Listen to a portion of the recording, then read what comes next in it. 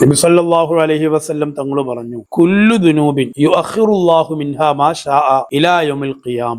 ഏത് പാപം ചെയ്താലും അല്ലാഹു സുബ്ഹാനഹു വ തആല ആ പാപത്തിന്റെ ശിക്ഷ ഖിയാമത്ത് നാളിലേക്ക് ഒരു പക്ഷേ മാറ്റിവെക്കാം. ദുനിയാവ് തന്നെ കിട്ടിക്കൊള്ളുന്നില്ല. നമുക്കതിനുള്ള ശിക്ഷ കിട്ടാത്തത് കൊണ്ട് അത് ചെയ്ത കാര്യം നല്ലതാണെന്ന് ചിന്തിക്കണ്ട. ആഖിറത്തിലേക്ക് അല്ലാഹു ആ ശിക്ഷ നീട്ടിവെച്ചതായിരിക്കും. അപ്പൊ ഏത് പാപം ചെയ്താലും അല്ലാഹു തആല അതിന്റെ ശിക്ഷ ആഖിറത്തിലേക്ക് നീട്ടിവെക്കും. പക്ഷേ ഇല്ലൽ ബഗിയു വ ഹുഖൂഖൽ വാലിദൈൻ ഔ ഖത്തിയത്തുർ റഹം, ഈ പറയപ്പെട്ട കാര്യങ്ങൾ, ഈ പറഞ്ഞ 3 കാര്യങ്ങൾ, അതിന്റെ ശിക്ഷ അല്ലാഹു തആല ദുനിയാവിൽ തന്നെ നമുക്ക് നൽകും. അതിലൊന്നാമത്തത് മാതാപിതാക്കളെ വേദനിപ്പിക്കലാണ്. മാതാപിതാക്കളെ ഒരാൾ വേദനിപ്പിച്ചാൽ അവർക്കുള്ള ശിക്ഷ ദുനിയാവിൽ കിട്ടിയിട്ടേ അവർ മരിക്കുകയുള്ളൂ. മരിക്കുമ്പോൾ അത് കാണും, എങ്ങനെങ്കിലും ഏതെങ്കിലും രൂപത്തിൽ അവനിലോ അവന്റെ സന്താന പരമ്പരയിലോ അല്ലാഹു തആല അത് കൊടുക്കും. മാതാപിതാക്കളെ ബുദ്ധിമുട്ടാക്കിയ, അതേപോലെ തന്നെ ഒരാള് അക്രമം കാണിച്ചു, അവർക്കുള്ള ശിക്ഷയും ദുനിയാവിൽ നിന്ന് ലഭിക്കും. ഒരാളെ അകാരണമായി ഒരു കാരണവുമില്ലാതെ ഒരാൾ ആക്രമിച്ചാൽ അതിനുള്ള ശിക്ഷ അല്ലാഹു തആല ദുനിയാവിൽ നിന്ന് തന്നെ അവർക്ക് കൊടുക്കുന്നതാണ്. മൂന്നാമതായിട്ട് പറഞ്ഞു ഖത്തിയത്തുർ റഹം, കുടുംബബന്ധം വിച്ഛേദിക്കുക. കുടുംബബന്ധം മുറിച്ചാൽ യുജ്ലിലു സ്വാഹിബിഹാ ഫിദ് ദുനിയാ ഖബ്ലൽ മൗത്ത്, മരിക്കുന്നതിന്റെ മുമ്പ്